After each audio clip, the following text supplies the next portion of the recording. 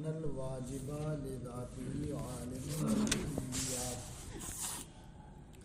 یہ فصل ہے اس بارے میں کہ واجب لذاتہ کلیات کا عالم ہے۔ کلیات کا عالم ہونے کا معنی یہ ہے کہ واجب لذاتہ تمام کلیات کی ماہیات کو جانتا ہے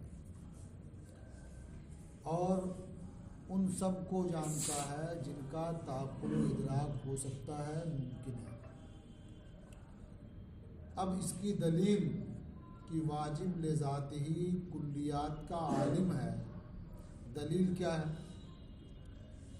دلیل یہ ہے کہ واجب لذاتہ یہ مادہ سے مجرد ہے اور لواحق مادہ سے ہی مجرد ہے، اور جو بھی مادہ اور لواحق مادہ سے مجرد ہو تو اس کا عالم بالکلیات ہونا واجب ہے، وہ ضرور کلیات کو جانے گا۔ تو اب اس میں دو باتیں ہوئیں، ایک تو یہ ہے کہ واجب لذاتہ مادہ اور لواحق مادہ سے مجرد ہے، یہ صغرا ہے، اور کبرا کیا ہے کہ جو بھی مادہ اور لواحق مادہ سے مجرد ہوگا وہ ضرور عالم بالکلیات ہوگا، یہ اس کا عالم بالکلیات ہونا واجب ہے، تو یہ کبرا ہے۔ تو اگر صغرا اور کبرا دونوں ثابت ہو جائے تو نتیجہ کیا نکلے گا کہ واجب لذاتی عالم بالکلیات ہے، اور چونکہ یہ شکل اول کی ضرب اول ہے تو اس کا نتیجہ بدیہی ہوتا ہے بالکل۔ اب دیکھنا یہ ہے کہ صغرا یہ ثابت ہے یا نہیں، تو صغرا کیا ہے؟ واجب لذاتی مادہ اور لواحق مادہ سے مجرد ہے، یہ صغرا ہے اور یہ ثابت ہو چکا ہے، یہ پہلے آپ پڑھ چکے ہیں نا کہ واجب لذاتی ہی یہ مادہ سے مجرد ہے، کیونکہ جو مادی ہوگا وہ منقسم ہوگا اور واجب لذاتی کے لیے تقسیم یہ باطل ہے۔ تو واجب لذاتی مادہ اور لواحق مادہ سے مجرد ہے، یہ تو ثابت ہو چکا ہے جی، یہ آپ پڑھ چکے ہیں نا کہ وہ مدرک ہے، تو جو مادہ سے مجرد ہوتا ہے وہ کیا مدرک ہوتا ہے نا۔ تو واجب لذاتی مادہ اور لواحق مادہ سے مجرد ہے، یہ تو ثابت ہے صغرا۔ کبرا کیا ہے کہ جو مادہ اور لواحق مادہ سے مجرد ہوگا تو اس کا عالم بالکلیات ہونا واجب ہے، یہ ثابت کرنا ہے۔ کہتے ہیں کہ یہ بھی ثابت ہے، اس لیے ثابت ہے کہ واجب لذاتی کا معقول ہونا ممکن ہے، یعنی واجب لذاتی کا تعقل و ادراک یہ ممکن ہے۔ تو جب واجب لذاتی کا تعقل و ادراک ممکن ہے تو باقی جو ممکنات ہیں ان کا تعقل و ادراک بھی ممکن ہے، تو عقل میں واجب لذاتی اور ما بقیہ جو ممکنات ہیں سب جمع ہو سکتے ہیں کہ نہیں ہو سکتے؟ بھائی جب کوئی شے تنہا معقول ہو سکتی ہے تو دیگر چیزوں کے ساتھ بھی معقول ہو سکتی ہے، تو واجب لذاتی کا تنہا تعقل و ادراک یہ ممکن ہے، تو جب اس کا تعقل و ادراک ممکن ہے تو یہ بھی ممکن ہے کہ جو دیگر ممکنات ہیں وہ عقل میں واجب لذاتی کے ساتھ جمع ہوں، سب معقول ہوں، یہ ممکن ہے۔ اور جب عقل میں سب کا تعقل و ادراک ممکن ہے تو یہ بھی ممکن ہوگا کہ وہ خارج میں بھی یعنی لذات ہی وہ ایک دوسرے کے ساتھ جمع ہو سکے، لذات ہی۔ اور ظاہر ہے کہ آپ نے پڑھ لیا ہے نا کہ ادراک کا مطلب کیا ہوتا ہے کہ کوئی شے مادے سے مجرد ہو کر کے ایسی شے کے پاس موجود ہو جو مادے سے مجرد ہے، وہی ادراک ہوتا ہے۔ تو جب واجب لذاتی مادے سے مجرد ہے اور تمام ممکنات جو بھی ہیں وہ سب مادے سے مجرد ہو کر کے اس کے پاس موجود ہوں گی تو ان کا عالم نہیں ہوگا، کیوں؟ جی اس میں کیا شبہ ہو سکتا ہے؟ آپ پہلے سن چکے ہیں نا کہ واجب لذاتی اپنی ذات کا عالم ہے. یہ بات پڑھی نا کہ مدرک کون ہو سکتا ہے؟ جو مادے سے مجرد ہو. تو واجب لذاتی مادے سے مجرد ہے، اور وہ تمام ممکنات جو عقل میں آ سکتے ہیں تو عقل میں جب آئیں گے تو مادے کے ساتھ یا اس کے بغیر؟ مادے کے بغیر آئیں گے نا. جی ورنہ یہ آگ، پانی، پہاڑ سب کیسے ذہن میں آئیں گے؟ ہاں سب آئیں گے مجرد ہو کر کے. تو اب جب واجب لذاتی کے ساتھ یہ سب جمع ہو سکتے ہیں، ممکن ہے یہ. تو جب واجب لذاتی کے ساتھ جمع ہونا ممکن ہے تو بلا شبہ واجب لذاتی ان سب کا ادراک کر لے گا، ممکن ہوگا اس کے لیے. اور صرف ممکن نہیں بلکہ واجب لذاتی کے لیے واجب ہو جائے گا. کیوں واجب ہو جائے گا؟ اس لیے کہ اگر ممکن ہو تو اس کا مطلب کیا ہوگا؟ یہ ابھی اس کا انتظار ہے، ابھی یہ چیز پائی نہیں گئی ہے، پائی جا سکتی ہے، ہی نہ ہوگا. حالانکہ آپ پڑھ چکے ہیں کہ واجب لذاتی کے لیے جو چیزیں ممکن ہیں وہ سب واجب ہیں، اس لیے کہ اس کے لیے کوئی حالت منتظرہ نہیں ہے. یعنی کوئی ایسا کمال نہیں ہے، کوئی ایسی حالت نہیں ہے جس کا ابھی انتظار ہو کہ یہ چیز پائی جائے گی. سمجھ رہے ہیں نا؟ جیسے آپ کے گھر والوں کو انتظار ہے نا کہ ہمارے بیٹے فارغ ہو جائیں گے، مولانا ہو جائیں گے، تو انتظار ہے نا. تو واجب لذاتی کے لیے کوئی حالت منتظرہ نہیں ہے، کچھ وقت گزرے گا تو یہ کمال حاصل ہو جائے گا، ایسا تو ہے نہیں. تو جو ممکن ہے اس کے لیے وہ سب واجب ہے. تو معلوم ہوا کہ واجب لذاتی یہ عالم بالکلیات ہے. سمجھ آیا کہ نہیں؟ دیکھیے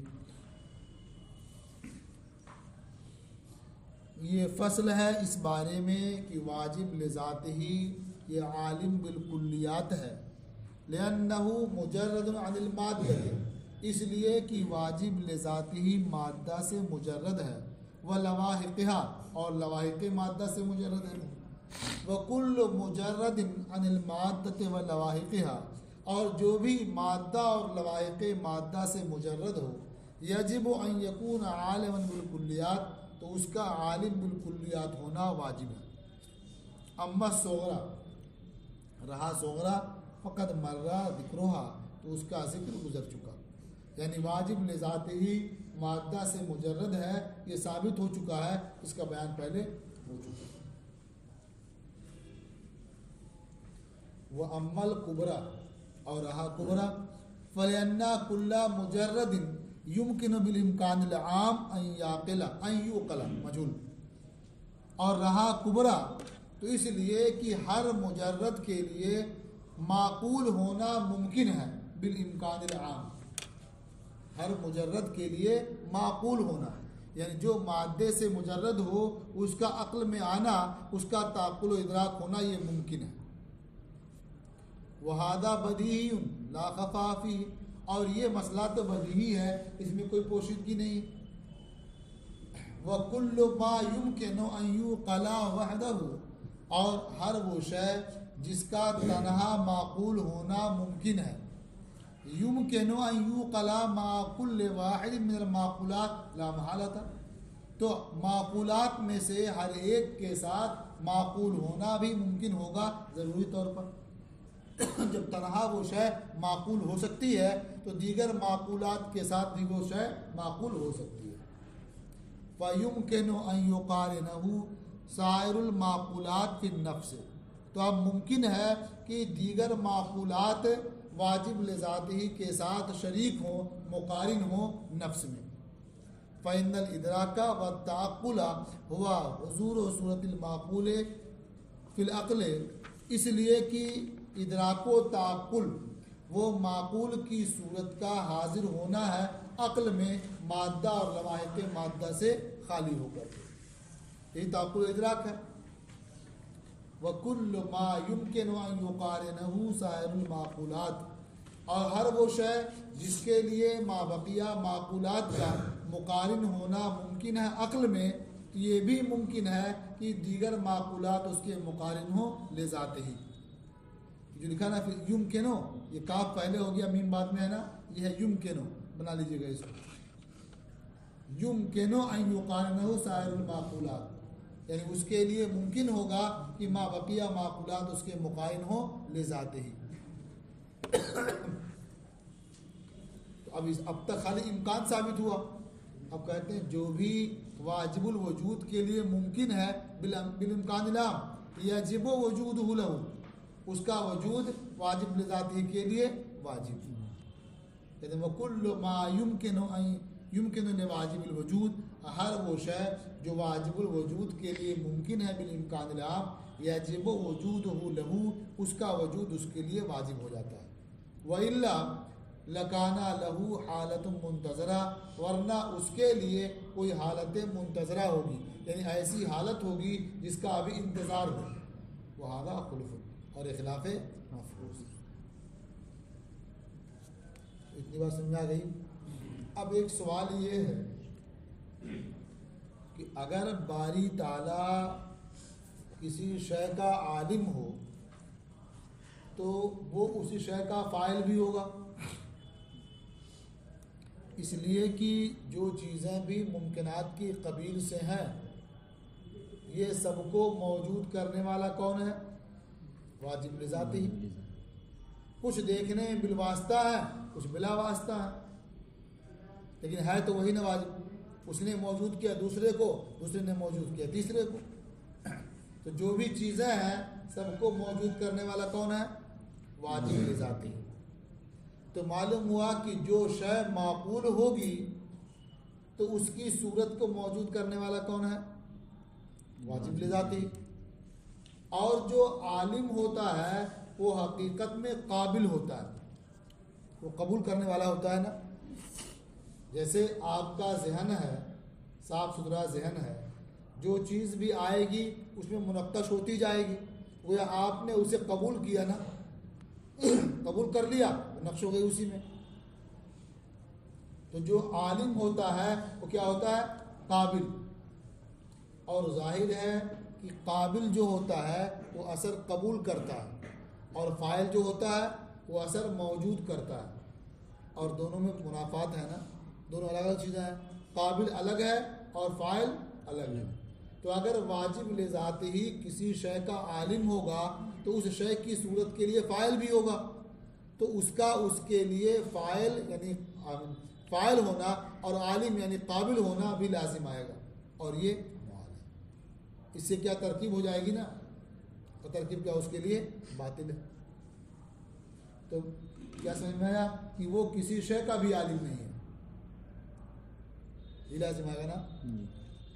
تو جس شے کا وہ عالم ہوگا تو اس کے لیے وہ فاعل بھی ہوگا. اور عالم ہونا اور فاعل ہونا ان دونوں میں کیا تفاوت ہے؟ منافات ہے. اس لیے کہ جو فاعل ہوگا وہ اثر موجود کرنے والا ہوگا، اور جو عالم ہوگا وہ اثر قبول کرنے والا ہوگا، اور دونوں میں تنافی ہے. تو کیا جواب دیں گے اس کا؟ حالانکہ عالم تو ہے. اس کا جواب یہ ہے کہ عالم ہونے اور فاعل ہونے میں کوئی منافات نہیں ہے.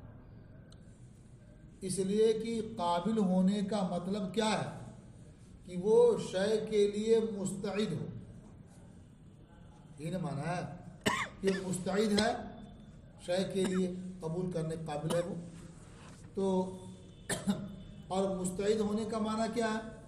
کہ لذات ہی اس کا تصور محال نہیں ہے. لذات ہی اس کا تصور محال نہیں ہے، اس کا مطلب مستعد ہے، تصور ہو سکتا ہے. تو لذات ہی شے کا تصور محال نہیں ہے، یہ ہے مستعد ہونے کا معنی، قابل ہونے کا معنی. اور فاعل ہونے کا معنی کیا ہے؟ کہ وہ اس شے پر مقدم ہے علیت کے اعتبار سے، یعنی مقدم بالعلیت ہے. تو دونوں میں کیا منافات ہے؟